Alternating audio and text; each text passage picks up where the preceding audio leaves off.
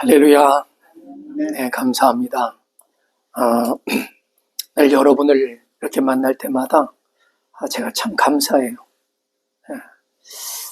여러분의 삶에 더 가까이, 그리고 더 깊숙이, 그리고 더 넓게 하나님의 은혜가 함께 하시길 주님의 이름으로 축복합니다.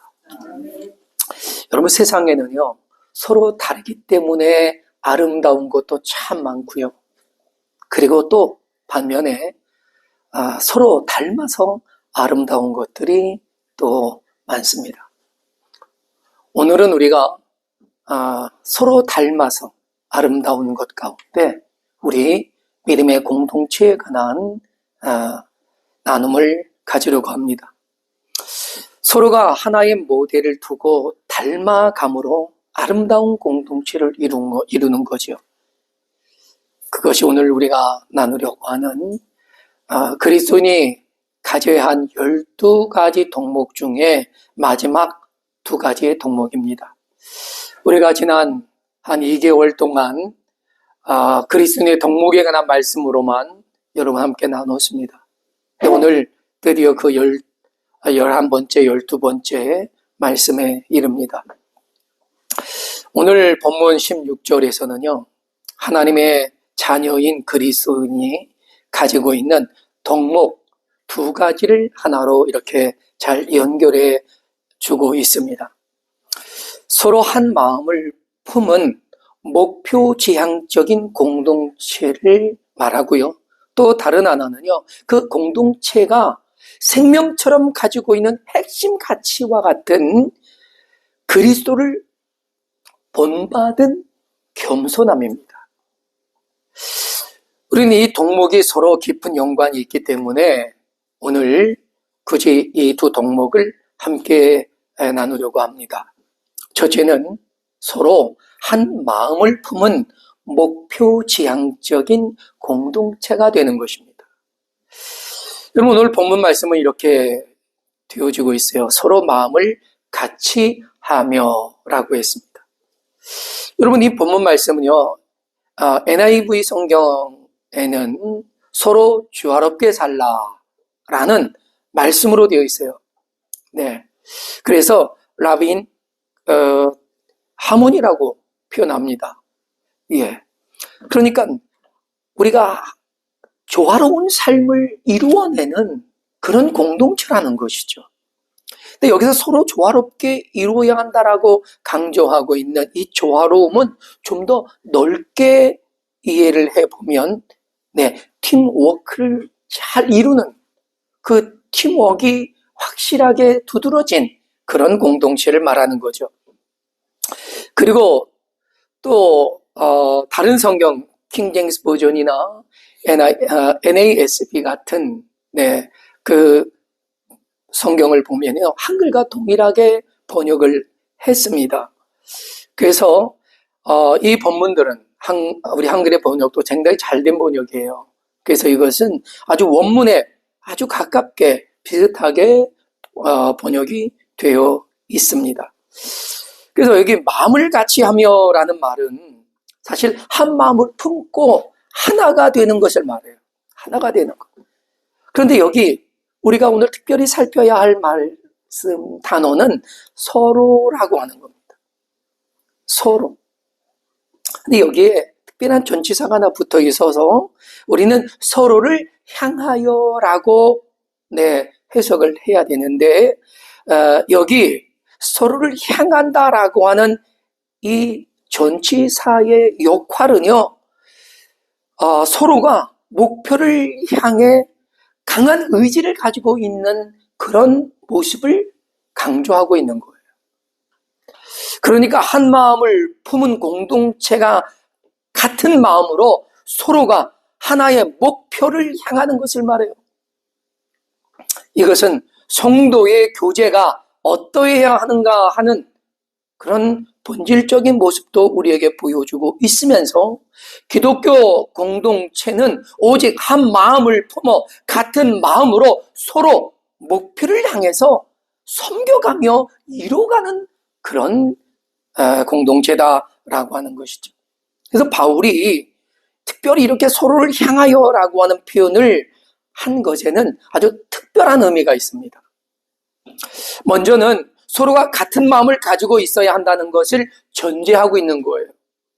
그러니까 우리 그리스도인의 공동체인 교회는 늘 서로가 한 마음이 되어지는 것이 기본이다 하는 거죠. 그 다음에는 그렇게 서로 같은 마음, 같은 뜻으로 서로가 목표를 향해 힘을 모으는 거예요. 내가 가진 힘, 크고 작든지 그것이 세모났든 네모났든 동그랗든 마름모 같은 모양이든 하나로 모아지는 것이에요.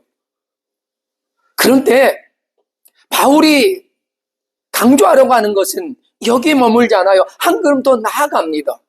그것은 공동체 안에서 제한된 행동을, 그러니까 우리끼리의 그런 모습만을 말하는 것이 아니라 이런 모습이 외부로 선한 영향력을 끼칠 수 있도록 나타나는 그런 우리의 삶이 되어야 한다 하는 겁니다. 우리가 의식적으로 나타내려고 하는 것이 아니라 우리의 삶의 그 온전한 모습과 경건과 그리고 아름다운 조화가 세상 사람들에게 나타나는 늘 그 맛과 풍미, 그 영향력을 늘 우리 안에서 온전하게 갖추고 있는 상태가 되어야 한다 하는 것을 말하는 거죠. 그러니까 세상에 복음을 전하고 그 복음이 준 은혜와 평강을 세상이 보게 하는 거예요. 그래서 세상에 그 영향력을 끼쳐내는 것이지요. 그래서 예수님께서도 마태복음 5장 16절에서 말씀하셨잖아요. 너희 빛이 사람들 앞에 비치게 하여 그들로 너희 착한 행실을 보고 하늘에 계신 너희 아버지께 영광을 돌리게 하라 하는 것이었습니다.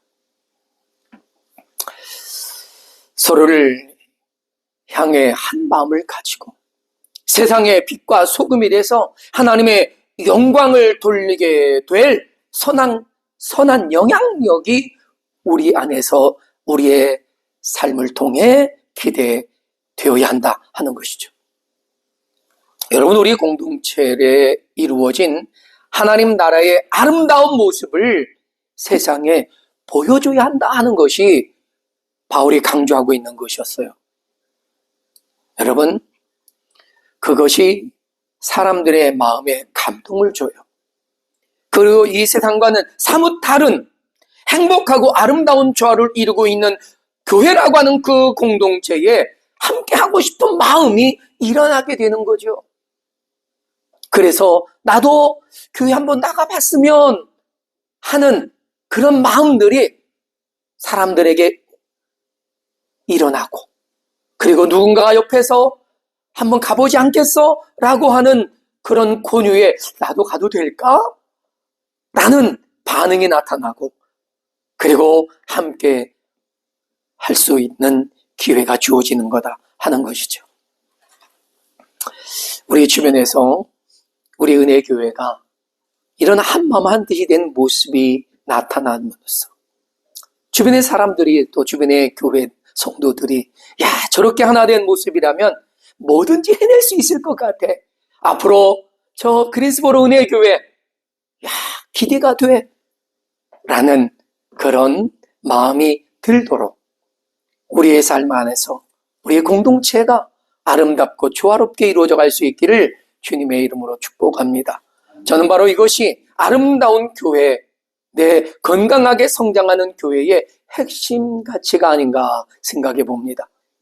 저는 여기서 잠시 공동체의 응집력이라고 하는 것과 팀워크라고 하는 이 부분을 좀 생각해 보는 것이 유익하다라고 생각합니다. 지난주에 식사를 나누시면서 우리 성도님들이 하시는 얘기를 들어보니까 한국 축구 대표팀이 그 어느 때보다 가장 뛰어난 선수들로 그 기량을 가지고 있다라고 하는 것을 들었습니다. 그런데 그런 한국 축구가 아시아컵 준결승전에서 요르단에게 0대2로 패하고 말았죠. 그 이유에 대해서 한동안 모든 매스컴이 아주 요란할 만큼 다루었는데요. 한마디로 그 폐인이 응집력과 팀워크에서 문제가 있었다는 것이었습니다. 안타깝게도 대표팀 내에 세 사람의 유능한 그 선수들이 있는데 그들 주변으로 사람들이 세파로 이렇게 나뉘게 되었다. 그래서 팀워크에 문제를 가지고 있었다라는 것을 이야기합니다. 여러분, 좋은 팀의 강한 능력은요, 바로 이런 응집력과 팀워크가 잘 갖춰줄 때 가능해요. 응집력이 곧 팀워크는 아니에요. 이 단체의 응집력은요, 구성원 간의 친밀도라고 할 수 있는데, 응집력은 사람들이 어떤 단체나 팀에 대한 호감이 있어서 그 단체에 안에 들어오고 싶어 하는 그런 마음들이고요. 네. 그래서 그로 인해서 나타나는 어떤 에너지예요.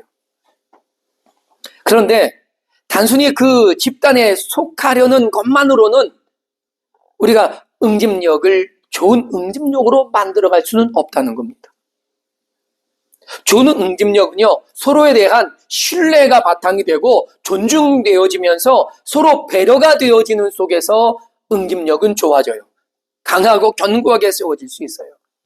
그런데 여기에 팀워크라고 하는 것은요, 그 팀이 이루고자 하는 목적을 위해서 각자에게 맡겨진 역할, 거기에 충실하고, 그리고 상호 협력 체계가 아주 조직적으로 잘 갖춰져서 그것이 서로 소통이 잘 되어야 하는 것이죠. 그러니까 응집력이 좋다고 팀워크가 좋은 것은 아니다. 하지만 좋은 팀워크를 위해서는 좋은 응집력은 필수적이다 하는 것입니다. 이번 한국 축구 대표팀은 국가대표라는 메리트에 대한 응집력은 있었겠지만 그 상태가 아주 좋은 응집력으로는 부족했습니다. 거기에 서로에 대한 신뢰, 존중, 배려에도 균열이 생기고 자기의 역할을 제대로 감당하고 서로 협력 체계가 바르게 이루어지지 못함으로 인해서 팀워크도 부족했습니다. 그러니 이전까지는 단 한 번도 패한 적이 없었던 요르단에게 패할 수밖에 없었던 것이죠. 여러분, 그런데 우리의 신앙도 그와 같다는 겁니다. 우리 신앙의 공동체인 교회도 다르지 않다는 거예요.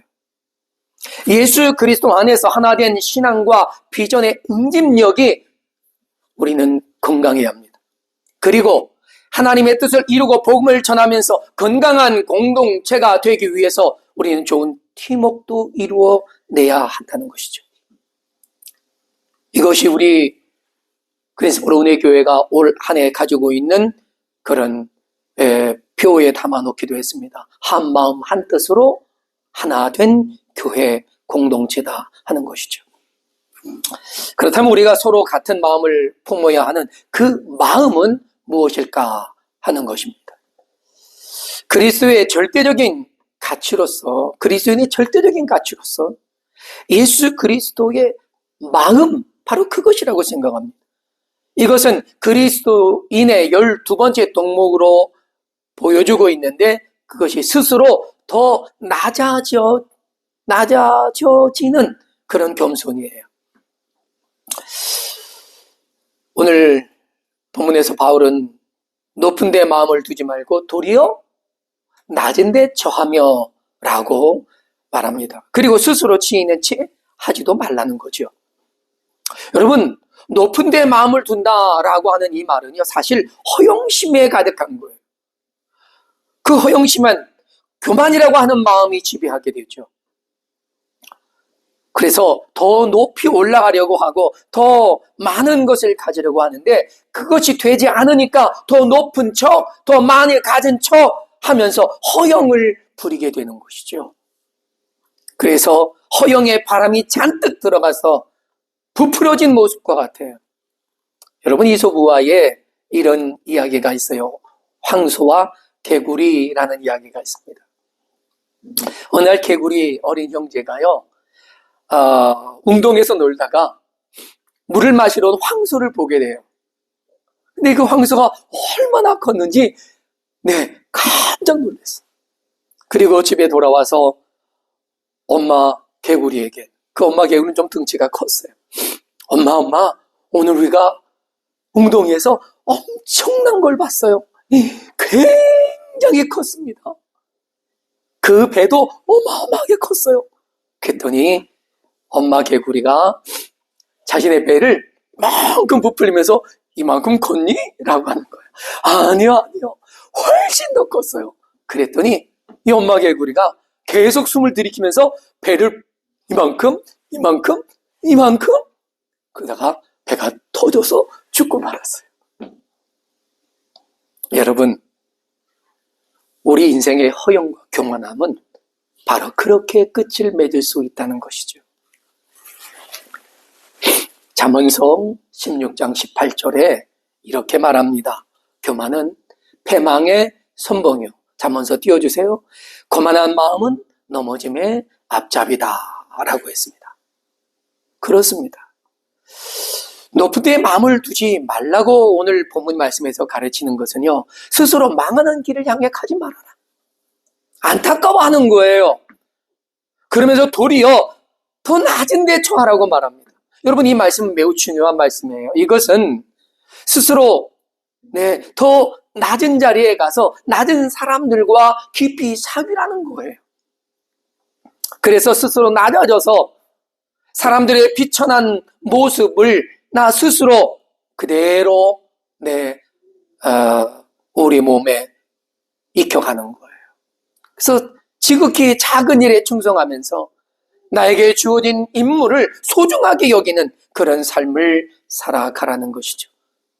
이것은 진정한 겸손이 무엇인지를 알아야 한다는 것이에요. 마태복음 23장 11절로 12절에서 예수님은 이렇게 말씀하셨지요. 너희 중에 큰 자는 너희를 섬기는 자가 되어야 하리라. 누구든지 자기를 높이는 자는 낮아지고 누구든지 자기를 낮추는 자는 높아지리라 했습니다. 거기에 더해 오늘 본문 하반절은 뭐라고 말합니까? 스스로 지혜 있는 채 하지 말라라고 권면하는데요. 이것은 교만한 사람들의 성향을 조심하라고 가르치는 것입니다. 교만한 사람들은 자신의 생각이 맞다고 주장하기를 좋아해요. 누가 뭐라고 하면 아니라고 자신의 지위와 권세를 좀 앞세우며 자신의 뜻을 따라야 한다고 주장하는 사람들을 봅니다. 요즘 젊은 아이들 가운데는 그런 사람을 꼰대라고 그러더라고요. 꼰대 기질이다. 공동체 안에서는요, 여러분, 어떤 특권층이 있어서는 안 돼요. 교회 안에는 목사라 할지라도 특권층이 되면 안 됩니다. 모두가 작은 자의 한마디에 귀를 기울일 수 있어야 돼요. 그것을 소홀하게 여기면 교회는 건강한 교회가 되지 못합니다. 이처럼 지혜는요, 이런 교만과 겸손에 대해서 우리는 잠언 18장 12절에서 우리가 배울 수 있게 됩니다. 사람의 마음의 교만은 멸망의 선봉이다. 그러나 겸손은 존귀의 앞잡이가 된다 하는 것이죠. 그렇습니다. 여러분, 우리가 낮은 데 처하라고 오늘 본문에서 가르치는 것은요, 나 스스로 낮은 곳을 찾아가라는 거예요. 누가 또 밀어서 낮은 곳으로 휙 떨어지는 게 아니라 나 스스로 낮은 자리를 향해 찾아가는 거죠. 그곳에 하나님의 놀라우신 은혜와 복이 준비되어 있다는 것입니다. 바울은 우리가 한 마음으로 품어야 할 것을 로마서 15장 5절 6절에서 말씀하시면서 우리가 예수 그리스도에게 배워야 할 것을 말합니다. 성경은 이렇게 말합니다. 이제 인내와 위로의 하나님이 너희로 그리스도 예수를 본 바다 서로 뜻이 같게 하여 주사 한 마음과 한 입으로 하나님 곧 우리 주 예수 그리스도의 아버지께 영광을 돌리게 하노라. 하려 하노라. 그렇습니다. 예수 그리스도를 본받아 서로 같은 뜻을 또 같은 마음을 가지는 것이죠. 그러니까 우리가 품어야 할 마음은 예수 그리스도를 본받은 서로 같은 뜻의 한 마음이라는 건데요. 빌립보서 2장 5절로 8절에서 우리에게 말씀해 주십니다. 자기를 낮추라는 거죠. 죽기까지 복종하심을 보라는 겁니다. 그래서 십자가에서 죽으셨던 주님의 모습 속에 그 겸손과 그 순종하는 마음을 배우라는 것이에요. 우리는 여기서 우리가 한 마음으로 가져야 할 그리스도의 마음이 어떤 것인가를 분명하게 배울 수 있어야 합니다. 그것은 분명 겸손이라고 보여집니다. 그런데 이 겸손이 어떤 겸손인지를 알아야 되지 않겠습니까? 그래서 첫째는요, 하나님의 본체이시면서 하나님과 동등됨을 주장하지 않았던 것이에요. 여러분, 우리 주님은 삼위일체 하나님의 본체에 속해 있습니다. 그래서 동등하신 거예요. 그럼에도 불구하고 십자가의 대속을 위해서 스스로 그 모든 것을 내려놓으셨던 거죠. 그러니까 스스로 낮아지신 그 겸비한 마음을 우리는 배워야 합니다. 그리고 둘째는 자기를 비워내신 권리 포기예요. 이 권리 포기는 더 낮아진 마음의 자세를 말하는 것입니다. 이것은 예수님께서는 하나님으로서 자신의 권위와 권능을 포기하심으로 행하지 않으셨다는 거예요. 여러분 보세요. 십자가에서 달리셨을 때 예수님을 조롱하던 이들의 말처럼 스스로 내려올 수도 있었고요. 스스로 구원하실 수도 있었어요. 그러나 주님의 그 권위와 권능을 주님은 가지고 계셨지만 사용하지 않으셨어요. 왜요? 하나님으로서 권위와 권능을 가지고 있었지만 그것을 내려놓고 대속의 죄물로 죽어지기 위해 참 사람의 모습을 취하셨기 때문이었습니다. 더 낮아지신 거예요. 그리고 셋째는 죽기까지 복종하신 순종의 마음입니다.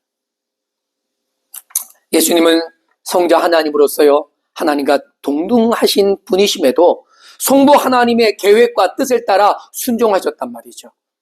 십자가를 지시기 전날 겟세마네 동산에서 기도하실 때 주님이 뭐라고 하셨어요? 마태복음 26장 39절에 보니까 내 아버지여, 만일 할만하시거든 이 잔을 내게서 지나가게 하옵소서. 그러나 나의 원대로 마시옵고 아버지의 원대로 하옵소서라고 기도하셨습니다.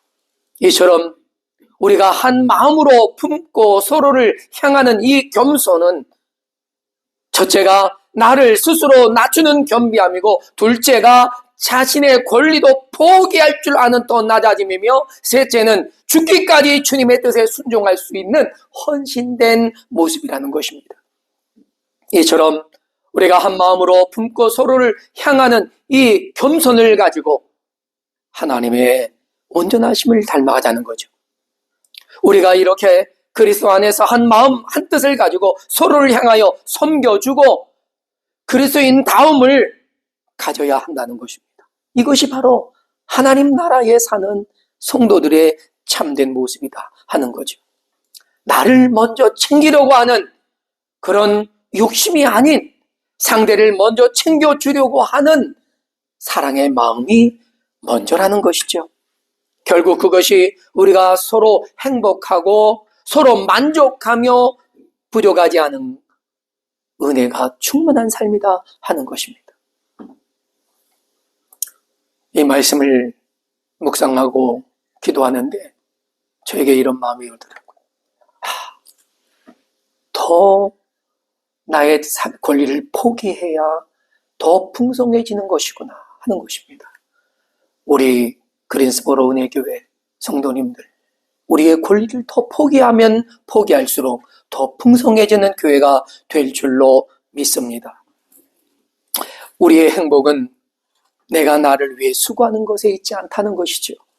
이것은 하나님이 우리에게 주신 놀라운 은혜 안에서 서로의 행복을 위해 수고하면서 서로가 모두 함께 행복해지는 것입니다. 우리는 로마서 12장 9절로 16절에서 바울이 알려준 그리스도인의 12가지 덕목을 나눠봤습니다. 첫째는 거짓이 없는 진실한 사랑이고, 둘째는 선한 분별력이었습니다. 셋째, 깊은 애정을 가지고 서로를 사랑하는 것이었고, 상호 존중함으로 우리는 그 속에서 아름다운 그리스도인의 교제를 이룹니다.